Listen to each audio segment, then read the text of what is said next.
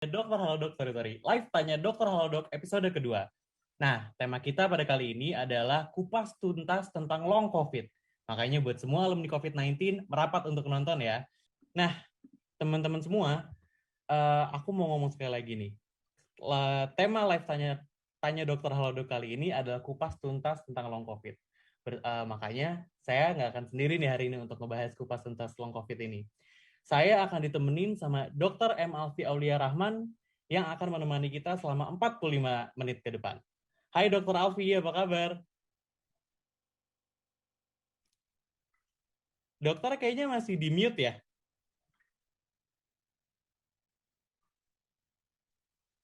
Ya, sorry. Halo, Halo halo dok. semuanya, apa kabar? Apa kabar dok? Ini sekarang Ya, alhamdulillah. belakangan ini PPKM ini masih praktek di rumah sakit kah dok? Atau cuma di rumah aja nih?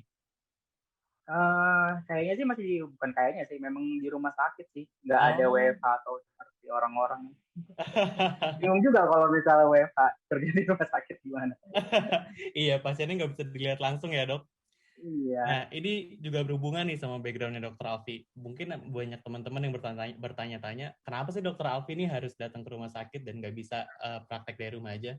Nah, buat yang belum tahu nih, Dokter Alfi ini adalah alumni Fakultas Kedokteran Universitas Trisakti dan saat ini terjun langsung sebagai dokter umum yang menangani pasien-pasien COVID-19.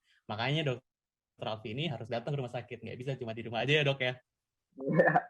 Nah, selain background Dokter Alfi dan pekerjaan Dokter Alfi saat ini, Dokter Alfi ini juga sangat peduli terhadap kesehatan dan aktif dalam mengedukasi masyarakat seputar kesehatan nih. Makanya Dokter Alfi juga akan nemenin kita selama 45 menit ke depan untuk nemenin kita bahas tentang long COVID. Nah, jangan lupa nih teman-teman untuk cek kolom chat di bawah juga karena ada voucher senilai 25.000 untuk chat dengan semua dokter termasuk Dokter Alfi ya. Nama vouchernya GoPlay 2 dan cuma berlaku sampai dengan 31 Agustus saja. Oke, kita mulai aja sekarang ya, Dok. boleh. Ayo. Oke. Dok, kalau misalnya kita ngomongin COVID-19 nih, pasti kita ingat-ingat dulu kan ke bulan Maret tahun 2020 yang lalu, waktu kasus COVID-19 pertama datang ke Indonesia. Seingat saya sih waktu itu pertama kali kasusnya ada di Depok ya dok ya? Iya, deket sama kota saya soalnya Mas Asar. Oh iya, saya juga tinggal di Depok dok. Berarti kita sama-sama Iya, ada di kota jebolan COVID pertama kali di Indonesia ya. iya betul. Nah, waktu semenjak kasus COVID pertama itu muncul, angka COVID-19 ini kan selalu naik nih dok setiap harinya. Sampai kalau nggak salah puncaknya itu di bulan Juli tahun ini. Tuh. Di mana kasus COVID per hari itu sampai 56.000 kasus per hari. Bener ya dok ya? Betul. Kita kewalahan banget sih waktu yang bulan Juli kemarin itu. Oh, berarti dokter ikut involve untuk itu ya? Untuk ngurusin waktu kemarin breakout itu ya dok ya? Ya, jadi kita bilangnya itu second wave ya, jadi kayak gelombang Hmm. kedua dan menurut saya pribadi sih itu lebih parah dibanding yang waktu tahun 2020 ya, karena lebih ganas juga kan varian Delta ini kan, jadi memang Oh, lebih berat sih menurut saya pribadi gitu. lebih berat ya dok ya? Untuk kita orang-orang yang di rumah juga PPKM yang kedua ini jauh lebih berat sih dok daripada Iya betul, kalau tahun 2020 tuh namanya apa ya PPKM tuh dok? lockdown ya, Lockdown ya. PSBB. Nah, tapi walaupun kasus COVID terus naik tiap harinya sampai bulan Juli tahun ini, kita juga nggak bisa lupa nih dok, kalau misalnya sebenarnya ada lebih dari 3 jutaan pasien yang udah sembuh nih dari COVID-19 di Indonesia. Nah, tapi nih dok, belakangan ini kita kan sering dengar ya dok ya, kalau misalnya orang-orang yang udah sembuh dari COVID-19 atau yang biasa kita sebut sebagai alumni COVID-19, itu ngerasain kondisi yang namanya long COVID. Bener nggak dok? Betul. Ada istilahnya selain long COVID, kayak misalnya orang bilang haul COVID, kemudian post acute COVID-19 syndrome banyak sih. Tapi memang nggak semuanya menderita gejala tersebut, tapi sebagian memang ada yang mengalami gejala tersebut. Gitu. Oke. Makanya nih, hari ini tadi namanya apa aja dok? Ada post COVID, ada long COVID Ya ya dok ya? ada long haul COVID. Ada long haul COVID juga. Hari ini semuanya akan kita obrolin bareng sama Dokter Alfi selama 45 menit ke depan. Nah, buat teman-teman yang punya pertanyaan seputar long COVID nih, langsung aja tulisin di chat box di bawah ya. Karena pertanyaan kalian ini, buat yang beruntung untuk dipilih, itu akan dijawab langsung sama Dr. Alfi sekarang. Nah, selain itu, dua penanya terbaik yang udah nanya ke Dr. Alfi ini akan dapat hadiah voucher tes COVID-19 senilai 200.000 dari Halodoc. Makanya, ajakin teman-teman kalian buat nonton dan tanya apapun seputar long COVID. Oke? Jangan lupa lagi, cek kolom chat di bawah. Kalau misalnya ada button claim, itu langsung claim ya, karena itu adalah voucher senilai 25.000 untuk chat dengan dokter di Halodoc. Oke dok, kita mulai aja nih diskusi kita. Aku punya pertanyaan pertama nih dok. Kenapa sih orang-orang yang udah sembuh COVID-19 atau yang biasa kita sebut dengan alumni COVID-19 ini mesti waspada terhadap long COVID? Emangnya long COVID ini berbahaya ya dok? Oke.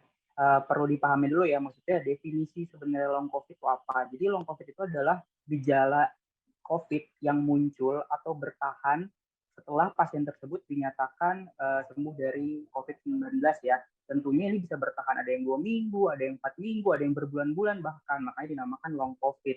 Terus berbahaya nggak dok? Ya tentunya berbahaya kalau misalnya kitanya tidak aware, atau misalnya ini cuma batuk biasa, ini cuma pusing biasa, tapi kan kita nggak tahu nih ini sebenarnya apakah memang gejala long COVID atau memang gejala lainnya yang muncul setelah atau after COVID-19 gitu. Jadi memang penting banget kita harus tahu dan kita harus sadar alarm-alarm di tubuh kita yang mengasih notifikasi gitu ya ibaratnya. Kalau misalnya kita kan bilang demam atau meriang atau misalnya pegel ini itu kan sebenarnya alarm dari tubuh kita bahwa tubuh kita tuh sedang tidak baik-baik aja kan. Jadi kita harus aware juga sama tubuh kita gitu sih. Oke, I see. Berarti dok, sebenarnya long COVID itu apa sih dok? Dan tadi kan dokter bilang tuh, kita tuh harus aware sama alarm di tubuh kita. Kalau misalnya batuk sedikit, demam sedikit, itu harus langsung diperiksa.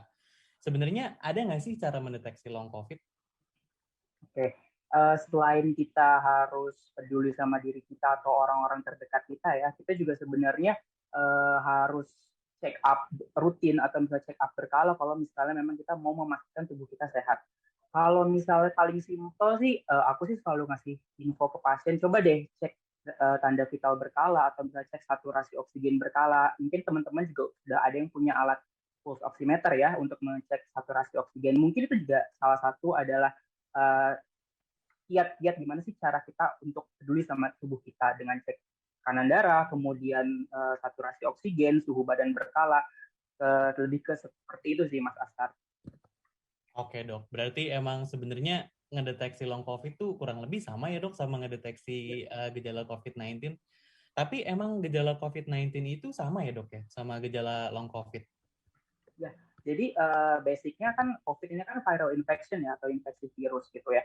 Nah, long COVID ini gejalanya memang mirip dengan COVID-19. Tentunya membedakan adalah waktunya. Waktunya biasanya long COVID itu adalah usai dinyatakan sembuh atau dinyatakan negatif, tapi waktunya panjang bisa sampai berbulan-bulan. Aku punya dapat pasien yang penciumannya belum berkurang, maksudnya penciumannya masih hilang gitu ya, masih belum maksimal. Itu kira-kira sebulanan itu ada. Waduh. Saudara aku juga yang sempat kena COVID yang bulan Juli yang lagi ganas-ganasnya ini sampai sekarang masih linglung, dan itu memang merupakan salah satu gejala long COVID yang nantinya mungkin kita akan kita kupas dan akan kita jelaskan selebihnya di chat ini gitu. Oke. Jadi intinya sih gejalanya sama. Oh gitu ya dok ya. Tapi kan tadi dokter udah cerita nih kalau sebenarnya kondisi orang yang mengalami long COVID itu sama yang mengalami COVID itu hampir sama ya dok ya. Tapi apakah virus yang ada di tubuh orang yang masih terkena long COVID itu masih menular ke orang lain dok? Nah ini jadi perlu dipahami ya kalau misalnya long COVID itu sebenarnya tidak menular. Jadi dia tidak beresiko menularkan ke orang lain gitu. Cuman jadi gini, ini kan long COVID ini masih dalam penelitian ya Mas Kasar ya. Jadi memang belum ada yang baku atau misalnya yang pakem gitu ya untuk ketentuan long COVID ini. Cuman dari beberapa penelitian yang saya baca, gimana long COVID ini bisa terjadi sih? Apakah semua orang bakalan terkena long COVID? Jadi long COVID itu terjadi dari 1:4 kasus. Ada juga yang mengatakan 1:10 kasus. Jadi intinya kan memang nggak semua orang terkena long COVID. Terus kok bisa kena long COVID ya? Biasanya ada faktor resikonya nih Mas Asar. Biasanya untuk yang faktor resiko atau faktor yang kira-kira memungkinkan orang terjadi long COVID itu adalah yang pertama hipertensi, kemudian obesitas, dan juga ada yang bilang gangguan jiwa nih. Jadi 3 hal ini sebenarnya faktor resiko menderita long COVID. Terus kenapa ya bisa terjadi long COVID, dok? Jadi long COVID itu dipercaya bahwa jadi si tubuh ini masih mendetek adanya fragmen virus yang sudah mati. Fragmen itu kan berbentuk, namanya fragmen ya, pasti kan bentuknya kecil gitu kan. Jadi dia masih mendetek itu sehingga menimbulkan gejala, antibodi dan peradangan segala macam. Yang kedua bisa terjadi karena proses waktu dia mengalami infeksi COVID itu, organnya itu sudah rusak atau sudah diserang oleh si virus itu sehingga tidak bisa dikembalikan secara sempurna oleh tubuh. Misalnya jaringan parut atau misalnya paru-parunya bermasalah atau rusak, itu sebenarnya untuk sementara ini teori yang mengatakan long COVID terjadi adalah 2 hal tersebut. Fragmen virus yang masih terdeteksi, kemudian organ yang sudah rusak pada saat kita terserang atau terkena COVID-19 saat pada masa akut-akutnya. Gitu. Jadi lebih ke gejala sisa. Tapi intinya kan long COVID ini tidak menular. Iya, berarti aman ya dok ya kalau misalnya kita udah mau deket-deket sama orang yang masih kena long COVID ini. Ya, tapi bukan berarti prokesnya lupa ya Mas Iya. Askar. Bener-bener setuju dok. Oke dok, kita langsung lanjut ke pertanyaan selanjutnya nih dok. Sebenarnya long COVID ini tuh merupakan kondisi yang bisa disembuhkan nggak sih dok? Dan sebenarnya kalau misalnya ada orang yang terkena long COVID, itu ada nggak sih cara-cara tersendiri untuk mereka cepat gitu sembuhnya atau keluar dari situasi long COVID ini? Long COVID bisa disembuhkan nggak? Pertanyaannya. Bisa. Tergantung gejala long COVID-nya apa dan tergantung organ yang diserang sebelumnya itu apa dan tergantung juga komorbid serta imun tubuh seseorang itu seperti apa. Kalau misalnya sembuh ya bisa tentunya sembuh dengan proses antibodi yang imun tubuh kita yang baik, tentunya bisa akan sembuh. Tapi pada saat organ-organ kita sudah rusak, itu tentu untuk mengembalikan secara sempurna itu akan sulit. Jadi sebenarnya alasan kenapa sih kita harus aware sama long COVID itu adalah untuk menilai bagaimana hidup kita ke depannya. Jadi kalau misalnya ada nih keluarga kita, terutama yang lansia ya atau orang tua gitu kan, kok saya lihat-lihat kok masih batuk terus ya, atau misalnya masih demam terus ya, masih sesak terus ya, itu kita harus aware. Wah kayaknya ini ada yang salah nih gitu, perlu dievaluasi. Apakah perlu di ronsen ulang, apakah perlu dilakukan pemeriksaan darah ulang gitu. Jadi kalau bisa pertanyaan yang bisa disembuhkan bisa, tapi tergantung gejalanya apa dan pasiennya itu seperti apa. Oke dok, ngomongin tentang pasien long COVID nih dok, sebenarnya ada nggak sih tingkat kesulitan tersendiri untuk level-level pasien? Misalnya kayaknya kalau manula itu lebih susah deh nyembuhin dari long COVID-nya atau gimana gitu dok? Ya, biasanya yang tadi sudah saya jelasin sebelumnya tergantung kondisi pasiennya seperti apa ya. Biasanya faktor usia itu sangat mempengaruhi sekali. Apalagi dengan pola hidupnya yang sebelumnya mungkin kurang baik, itu juga akan memperparah tingkat organ tubuh manusianya, kemudian imun tubuh orangnya juga. Jadi semakin bertambahnya usia dan semakin banyak komorbid atau penyakit penyerta yang diderita, itu tentunya akan semakin sulit untuk disembuhkan. I see. Jadi kita perlu aware. Nah, biasanya pasien-pasien yang dirawat di rumah sakit itu kan biasanya yang sudah berat ya, yang nggak mungkin isolasi mandiri di rumah ya. Nah, itu adalah yang sering mengalami long COVID. I see. Oke dok. Nah, untuk pertanyaan selanjutnya nih dok, sebenarnya apa sih dampak jangka panjangnya long COVID pada tubuh kita kalau misalnya nih dok, kita udah long COVID terus kita diem aja nggak ngelakuin apapun? Oke, tentunya dari semua organ apabila terjadi kerusakan tentunya akan mempengaruhi kualitas hidup kita ya ke depannya ya Mas Asar ya. Apalagi yang masih muda, tentunya aktivitas hari-harinya akan terganggu. Ternyata long COVID ini juga menyerang organ-organ penting nih Mas Asar, seperti jantung, otak, paru, itu bisa terjadi kerusakan. Kalau misalnya gejala long COVID yang ringan seperti anosmia atau hilang penciuman itu kan sebenarnya masih sesuatu yang ringan ya, atau misalnya meriang-meriang, lemes, susah berkonsentrasi, itu sebenarnya masih bisa kita latih untuk kembali sempurna. Tapi kalau misalnya organ inti kita seperti jantung, otak, paru yang terkena, itu yang justru yang harus kita aware dan bisa menyebabkan kematian. Tapi untuk sejauh ini sih long COVID jumlahnya masih sedikit dan yang terkena dampak atau organ-organ penting tersebut juga tidak begitu banyak kasusnya. Gitu. Oke. Sip, noted deh dok. Berarti emang kalau misalnya kita ada di kondisi long COVID itu emang paling tepat kalau misalnya kita nge-review, maksudnya ngerti gitu ya dok harus ngapain. Misalnya kalau emang batuk ya nanya ke dokter harus kayak gimana. Oke nih dok, untuk pertanyaan selanjutnya nih dok. Dokter boleh nggak share tips nih ke viewers kita, gimana sih caranya biar kita tetap fit selama pandemi? Mau kita belum kena COVID, mau kita habis kena COVID, lagi long COVID, sebenarnya apa sih dok? Tips untuk viewers kita supaya tetap fit? Ya, jadi gini, mindset orang-orang tuh ya di luar sana kalau sudah kena COVID, gue alumni nih, gue sarjana nih, udah dapet gelarnya, ini gue udah punya antibody kok gitu kan. Nah, lupa prokesnya, jadinya apa namanya, bisa reinfeksi loh. Pasien yang sudah sembuh dari COVID itu bisa reinfeksi atau bisa terkena COVID lagi. Jadi tetap, walaupun sudah sembuh dari COVID, kita harus tetap menjaga protokol kesehatan ya, masker, cuci tangan, jaga jarak, dan segala macam. Kedua, yang lagi digalakan pemerintah nih vaksin, ya kan? Vaksin juga sudah difasilitasi oleh Halodoc, sudah difasilitasi oleh fasilitas kesehatan yang lain, itu sebenarnya sudah menjadi sesuatu yang mudah. Jadi vaksin itu yang juga menjadi penting, apalagi sekarang nakes sudah sampai ke vaksin ketiga ya, dengan vaksin Moderna gitu. Dan mungkin masyarakat luas yang non medis juga on the way nih menuju ke vaksin yang ketiga. Kemudian jaga daya tahan tubuh dengan mengkonsumsi makanan yang bergizi tentunya. Kalau tapi dok saya pengen makan junk food karena junk food enak. Saya juga suka junk food, tapi batasannya itu seperti apa? Nggak mungkin kan setiap hari kita makan junk food gitu kan. Konsumsi sayur, buah, makanan yang direbus, hindari goreng-gorengan atau pemakaian minyak yang berkali-kali gitu kan. Kadang-kadang makan minyak yang digoreng pakai berkali-kali lebih enak, iya lebih enak, tapi ke tubuh kitanya kan nggak baik gitu kan. Kemudian olahraga nih, banyak yang kan lagi PPKM, gimana olahraganya dok gitu kan. Olahraga sih nggak harus di luar rumah, banyak loh teman-teman saya atau pasien saya itu mendownload video dari YouTube atau melihat dari Instagram itu Zumba, Body Combat atau misalnya apapun yang bisa dilakukan di rumah itu juga sebenarnya bisa dilakukan di rumah. Jadi tidak ada alasan tidak berolahraga saat PPKM asal olahraganya tetap sehat dan tetap menjaga protokol kesehatan. Kemudian hindari rokok dan juga minum alkohol itu juga menjadi sesuatu yang penting. Dan yang terakhir adalah jangan lupa mengkonsumsi vitamin baik herbal ataupun non herbal. Non herbal di sini maksudnya seperti vitamin C atau misalnya vitamin D. Sedangkan yang herbal misalnya jahe, temulawak, kunyit segala macam itu boleh dikonsumsi agar imun tubuh kita tetap terjaga. Gitu. Mantap. Tuh teman-teman ya, itu adalah tips-tips paling ampuh nih dari Dokter Alfi. Sebenarnya gampang semuanya dok ya. Cuman jaga Gampang. prokes, vaksin, jaga kesehatan dengan makanan-makanan yang sehat. Tuh jangan sering-sering deh order boba sama salted egg chicken tuh ya. Habis itu pokoknya yang terpenting vaksin lah.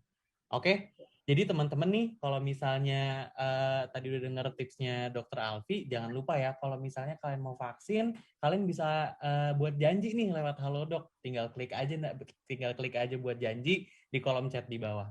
Oke? Nah, sebelum kita lanjut ke segmen selanjutnya, yaitu pertanyaan dari viewers kita nih dok, aku mau ngingetin sekali lagi. Buat teman-teman, jangan lupa dicek ya kolom chatnya. Kalau misalnya ada button claim, itu langsung diklaim karena itu adalah voucher senilai 25.000 untuk konsultasi dengan seluruh dokter terpercaya di Halodoc, termasuk Dokter Alfi. Oke, kita masuk ke segmen selanjutnya dok. Tadi seru banget nih obrolan saya dengan Dokter Alfi mengenai long COVID.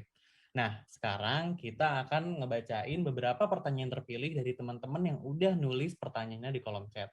Nah, di antara teman-teman yang udah nulis pertanyaannya di kolom chat di bawah nih, nanti 2 orang yang paling beruntung akan dapat hadiah voucher tes COVID-19 senilai 200.000 dari Halodoc. Makanya yang belum sempat, masih ada kesempatan nih sekarang untuk nulis pertanyaan di bawah.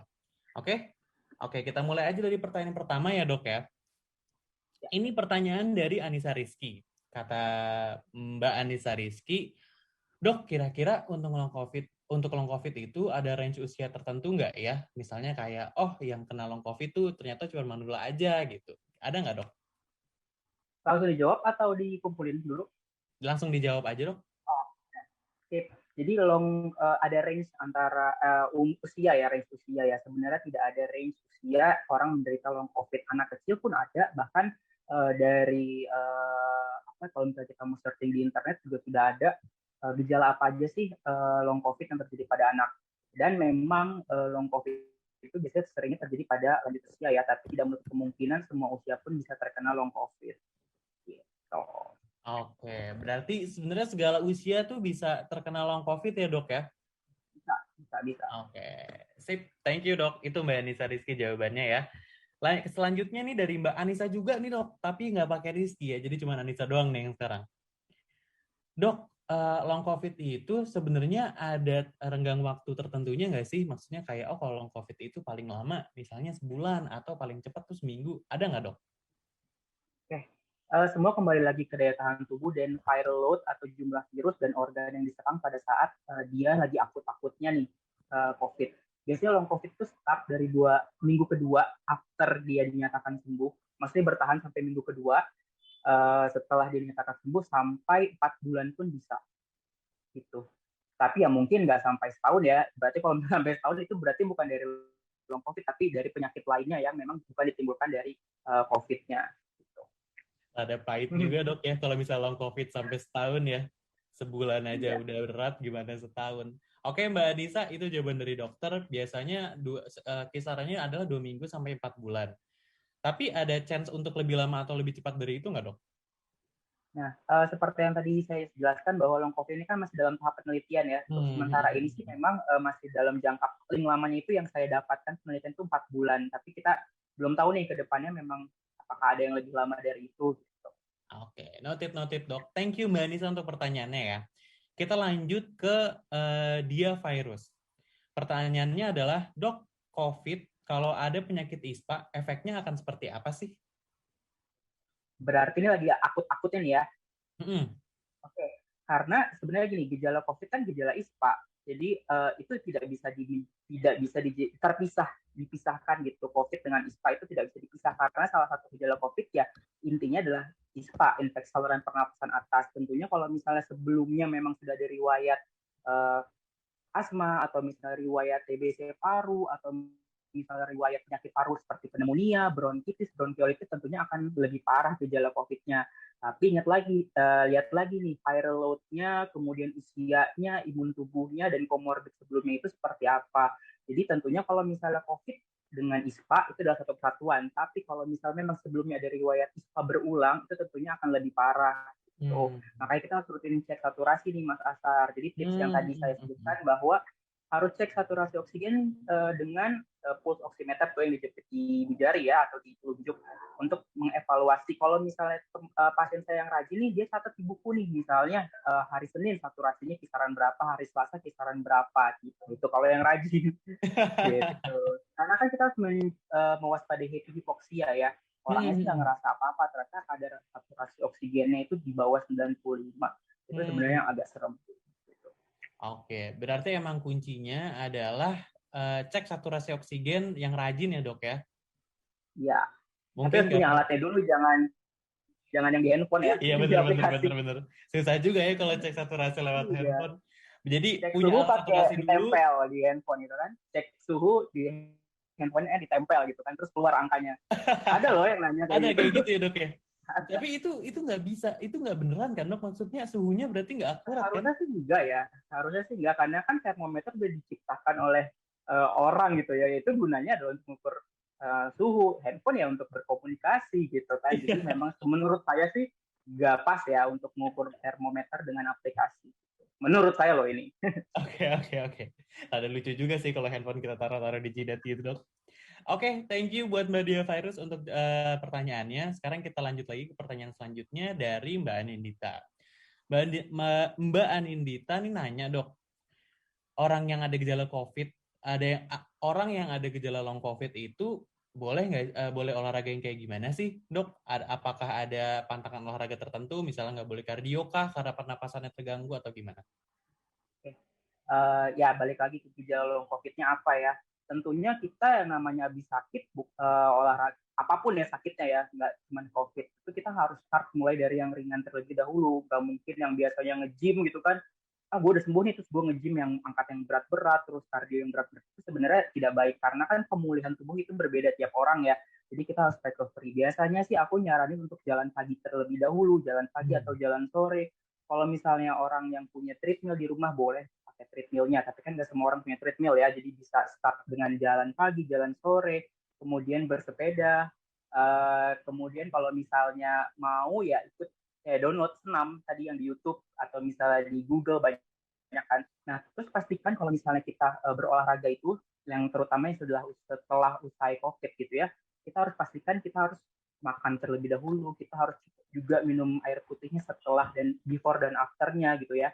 Karena kalau misalnya kita berolahraga sedang recovery kan kita butuh energi, butuh kalori yang lebih banyak dibandingkan orang lain. Jadi usahakan 1 jam sebelum berolahraga kita konsumsi makanan terlebih dahulu. Kemudian sesudahnya kita minum air putih, tentunya kan untuk merehidrasi tubuh kita yang mungkin mengeluarkan keringat pada saat kita berolahraga ya. Gitu. Dan pastikan saat kita berolahraga jangan di udara atau cuaca yang terlalu panas atau terlalu dingin gitu kan. Enak nih pakai kaos legbong gitu kan, udaranya panas-panas gitu, udara dingin itu nggak baik karena dapat menekan imun tubuh kita jika terlalu over suhunya. Kemudian itu aja sih paling kalau misalnya kita harus tahu ya batasan diri kita. Kalau kita udah ngerasa capek dan kita udah ngerasa sesak atau misalnya kurang fit, ya lebih baik di stop dulu olahraganya gitu. Jadi yang pertama kita harus tahu batasan olahraga kita tuh seperti apa. Oke. Berarti sebenarnya nggak ada ya dok ya pantangan khusus kayak misalnya, oh kalau orang long COVID nggak boleh kardio, orang long COVID nggak boleh angkat beban. Yang paling penting adalah teman-teman tahu nih batasan tubuh kalian kalau misalnya lagi kondisinya lagi kurang fit atau lagi long COVID gitu ya dok ya. Jangan cuma Tapi gara-gara intinya pengen. adalah ya Gimana start yang dok? ringan dulu. Start dari yang ringan terlebih dahulu itu sih. Oke, tuh. Jadi teman-teman kalau misalnya emang lagi kena long COVID dan pengen olahraga, start dari yang ringan aja dok ya. Kayak tadi bisa jalan pagi, atau misalnya pakai treadmill, atau misalnya lihat olahraga dari internet juga bisa ya dok ya. Bukan Pokoknya yang olahraga penting. jempol tapi ya. Kalau olahraga hati gimana dok? Aduh, susah itu. Olahraga jempol kan e-sport tuh, kadarnya e-sport. Tapi kan kita nggak ngapa-ngapain, Iya cuma bener. jempolnya doang Cuman ya. jempolnya dong, ototan gitu dok ya. Oke, mudah-mudahan terjawab ya Mbak Anindita. Pertanyaannya, terima kasih atas pertanyaannya. Ini pertanyaan selanjutnya datang dari Mbak Caroline. Mbak Caroline ini nanya, dok ada batasan nggak ya berapa kali bisa kena COVID? Saya sudah 2 kali dan yang kedua lebih parah sampai sesak napas. Selanjutnya amit-amit kena. Apakah bakal lebih parah? Kalau misalnya amit-amit kena, bakal lebih parah lagi nggak sih? Atau malah jadi lebih ringan? Jadi ada batasannya nggak nih dok? Seseorang tuh bisa berapa kali kena COVID gitu? Sejauh ini pasien yang selama saya bekerja ya, selama menangani COVID ini, paling banyak yang saya tanganin yang terkena COVID berulang adalah 3 kali. Itu om saya sendiri.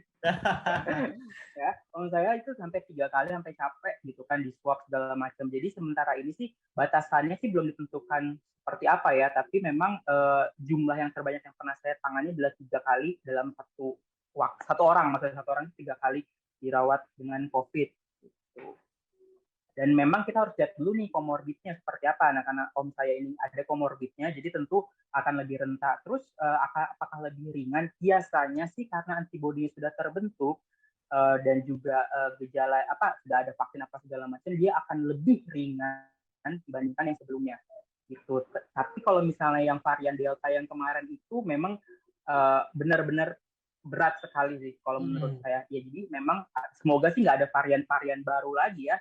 Varian Gemini, varian Aries atau segala macam, semoga nggak ada. Jadi ya kita bisa buru-buru untuk lepas dari wabah corona ini. Amin, amin, amin. Amin ya, berarti kalau dari dokter sendiri, pengalaman dokter sendiri, pasien terbanyak itu kena COVID sampai 3 kali Mbak Caroline. Tapi Mbak Caroline habis 2 kali ini jangan terus mikir, 1 kali lagi deh biar nggak kena-kena lagi. Nggak boleh kayak gitu juga dok ya. Berarti ininya gelarnya banyak dong ya Mbak Iya, Caroline. makanya. Sampai S3 bisa ngalahin orang-orang yang S3 habis ini. Kayak gitu. Oke, selanjutnya nih ada pertanyaan dari Instagram juga nih dok. Kita kan kemarin udah naikin card yang ngebiarin orang-orang dari Instagram untuk nanya nih dok. Ini dari bukan Mbak atau Mas, saya nggak tahu nih. @genduk tatik. Dok, apakah rambut rontok parah termasuk long COVID? Termasuk nggak dok? Itu pertanyaan bagus loh.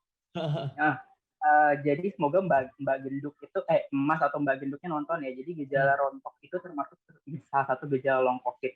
Karena gejala long COVID itu nggak harus meliputi yang tadi saya jelaskan mirip kok sama COVID. Ternyata ada gejala lain yang bisa ditimbulkan seperti rontok, depresi, susah tidur, susah berkonsentrasi.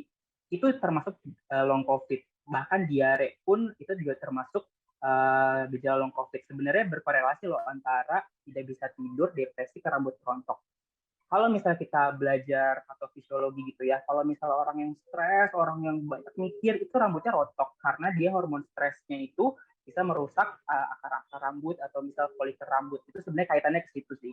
Jadi nggak secara gamblang rontok itu pasti gejala long COVID. Nggak, tapi kalau misalnya ditarik kesimpulan ya dari depresi itu atau misalnya dari long COVID sendiri itu bisa menimbulkan kerontokan rambut. Gitu. Oke, tuh teman-teman Semoga berarti Mbak atau Masnya nonton ya. semoga. Jadi sebenarnya rambut rontok itu bukan lelucon ya, Dok ya. Bisa aja Ya, itu bukan. adalah salah satu gejala long COVID, termasuk depresi, Betul. kurang tidur dan sebagainya. Walaupun sebenarnya itu kayaknya hampir semua Gen Z sama millennials kayak masih ngalamin itu deh, Dok. Jadi kalian semua hati-hati di luar sana ya. Oke, Dok, sayang banget nih kita udah nggak bisa jawab pertanyaan lain dari viewers kita. Makasih banget nih buat teman-teman yang udah nanya. Banyak banget sebenarnya pertanyaan yang belum sempat kejawab, Dok, tapi karena waktu kita sempit ya, mungkin bisa dijawab di lain kesempatan. Atau kalau misalnya kalian bisa langsung chat dokter terpercaya di Halodoc, salah satunya Dokter Alfi, untuk pertanyaan-pertanyaan kalian yang nggak bisa dijawab pada kali ini. Makanya kalau misalnya ada button klaim di kolom chat, langsung diklaim ya, soalnya itu adalah voucher 25.000 untuk konsultasi dengan dokter. Oke, sekarang adalah saatnya yang mungkin paling ditunggu-tunggu nih, Dok, sama teman-teman viewers. Kita akan melakukan kuis Tanya Dokter Halodoc. Nah, kita akan bagi-bagi voucher menarik nih. 3 orang tercepat yang jawab pertanyaan yang bakal untuk viewers kita. Silakan, Dok. Yang pasti selama pandemi ini belum selesai, kita tetap harus menjaga kesehatan dengan melakukan protokol kesehatan, kemudian pola hidup yang sehat, dan juga jangan lupa vaksinasi. Itu menjadi hal yang penting untuk saat ini. Jadi tetap semua teman-teman tetap sehat, tetap semangat, dan juga bersabar dan berdoa semoga pandemi ini segera selesai. Ya. Iya, benar. Thank you, Dok, atas pesan-pesannya nih untuk para viewers. Berarti saya mau pamit nih. Terima kasih banget sama Dokter Alfi yang udah meluangkan waktunya nih sore ini untuk ngobrol-ngobrol bareng-bareng di Tanya Dokter Halodoc seputar kupas tuntas long COVID episode 2. Nah, sampai bertemu di lain waktu ya, Dok. Nah, tapi ini saya mau ngasih kisi-kisi sedikit buat teman-teman di rumah. Kalau misalnya tadi pertanyaannya belum kejawab nih sama Dokter Alfi bisa ditanyain lewat Halodoc di jam berapa dan hari apa sih, Dok? Bisa kok, bisa. Nanti kan di profile ada tuh ya jamnya online jam berapa, tapi biasanya sih siang jam 2 pagi, jam 2 siang, dan juga jam 7 pagi, dan juga jam 9 malam. Gitu. Oke, itu teman-teman dicatat ya jadwal konsultasinya Dokter Alfi di Halodoc. Jadi kalau misalnya pertanyaannya tadi belum kejawab, bisa langsung konsultasi lewat Halodoc. Nah, sekali lagi nih, Dok, sebelum kita pamit, aku pengen ngasih tahu layanan-layanan yang ada di Halodoc. Kalian bisa klik aja ikon keranjang belanja di sebelah kiri kolom chat, nanti akan keluar. Yang pertama, kalian bisa klik chat untuk book konsultasi online dengan semua dokter terpercaya di Halodoc, termasuk Dokter Alfi ini. Nah, kalian juga bisa klik lihat untuk melihat beragam tes COVID-19 yang bisa kalian book lewat Halodoc. Gimana cara booknya? Kalian bisa lanjut klik buat janji untuk buat janji vaksinasi COVID-19 buat kalian semua nih yang belum dapat dosis pertama COVID-19. Nah, kalian juga bisa klik claim untuk menggunakan voucher untuk chat dengan semua dokter senilai 25.000 yang nama vouchernya adalah GoPlay 2. Jangan lupa vouchernya cuma berlaku sampai 30 Agustus. Nah, sampai di sini dulu GoPlay Live kita. Semuanya jaga kesehatan. Selalu diingat pesannya Dokter Alfi, jaga kesehatan, jangan lupa divaksin dan tetap terapkan protokol kesehatan ya, Dok ya. Kita ketemu lagi di live Dokter Halodoc selanjutnya. Kalau begitu saya dan Dokter Alfi pamit semuanya. Bye-bye. Thank you. Bye semuanya. Thank you Dokter Alfi ya. Makassar, terima kasih. Thank you.